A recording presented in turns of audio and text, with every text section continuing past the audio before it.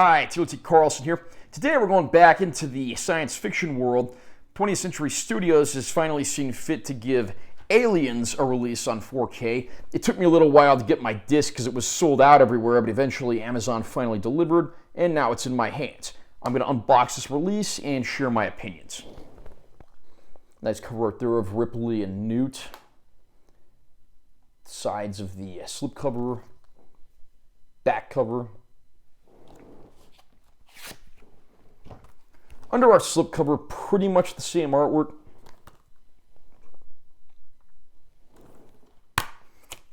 Inside the case, we do get a digital code of the film. And we actually get 3 discs in here. Disc 1 is our 4K copy of the film, which does include both cuts of the movie. Disc 2 is the Blu-ray copy of the film, which again also includes both cuts. And then Disc 3 is all bonus material. I'll read the description of the movie as follows from the package. The terror continues in this chilling, critically acclaimed sequel written and directed by James Cameron. Ripley, the sole survivor of the space tug Nostromo's deadly encounter with the monstrous alien, is found after drifting through space in hypersleep for 57 years. She agrees to accompany a team of colonial marines back to LV-426, and this time it's war. The original 1979 Alien is certainly one of the high watermarks of the science fiction genre, and it stands to reason there would absolutely be a sequel, given how acclaimed that film was. It took 7 years before we got a sequel, but when it finally arrived, Aliens absolutely did not disappoint. This time around, Ridley Scott's not in the director's chair. Instead, we have James Cameron. Cameron, of course, was fresh off the success of his independent film, The Terminator, which would go on to become its own successful franchise, and he'd also worked on the screenplay for the second film in the Rambo series, so understandably, the studio was certainly geared up to give him a shot, and he absolutely does not disappoint.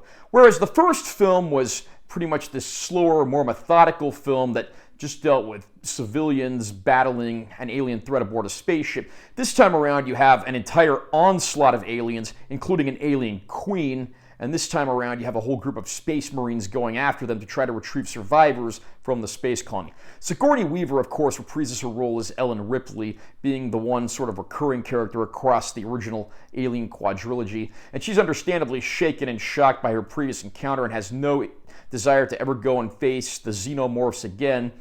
But when she finds out that it might be the only way she can get her flight license reinstated and back on a ship, she eventually and reluctantly complies. The Space Marines are played by a great group of actors as well, including Michael Biehn, Bill Paxton, and Jeanette Goldstein, all of whom are absolutely excellent and give these characters fantastic personalities. One of the absolute best performances in the movie comes from Paul Reiser, of course later known for being the star and creator of the sitcom Mad About You, who plays one of the slimy, greedy Weyland-Yutani scouts who's going along on the mission. He gives one of the absolute best performances in the film, and he's the guy that you end up loving to hate. Carrie Henn playing the young Newt, a girl orphaned by aliens who, when her parents were killed, found herself on her own struggling to survive, also gives a pretty good and largely mute performance as well. She stands as one of the highlights of the movie. It does take a little while for the action scenes to get going, and I actually appreciate that because the movie takes its time adjusting us to Ridley's situation and everything that she has to deal with. And it's no surprise that once the action starts coming, it absolutely never stops coming and never lets up.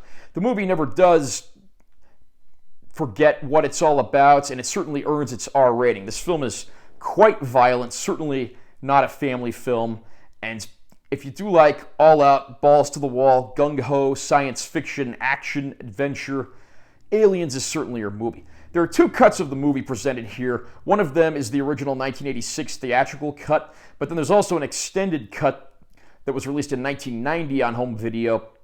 That version runs about 17 minutes longer and gives us some little bits of extra character development. Which cut of the movie will be your preferred cut? It's certainly open to interpretation, although I certainly like having the option of both of them here.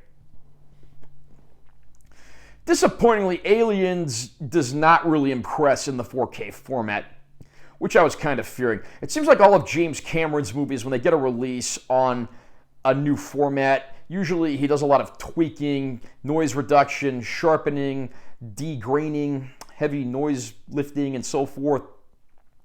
Sadly, Aliens is no exception to this rule, and we get a film that looks very flat, largely devoid of film grain, lacking in detail, waxy faces. There are certainly a few moments that have a nice step up in the black levels, and occasionally you get a nice sharp shot here and there. But at large, it looks processed and it no longer looks like film. I was really looking forward to seeing Aliens come out in 4K, but much like its Blu-ray predecessor, this is a controversial, not so great transfer. So if you are expecting to go out and upgrade this from your previously released Blu-ray, I'd have to say hold on to your Blu-ray for the time being.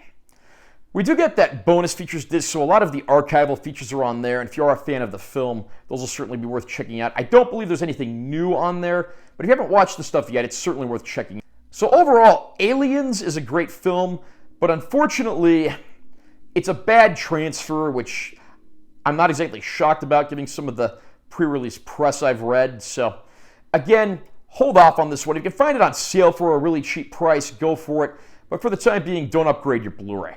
Are you a fan of Aliens? Do you think this is one of James Cameron's best movies? Do you think it's one of the best movies in the Alien franchise? What did you think of this 4K transfer? Comment down below and let me know what you think. Also, remember to subscribe to this channel for more content. I'm always posting new videos. And make sure you give this one a like if you found it helpful. I'm Taylor T. Carlson. I'll see you next time.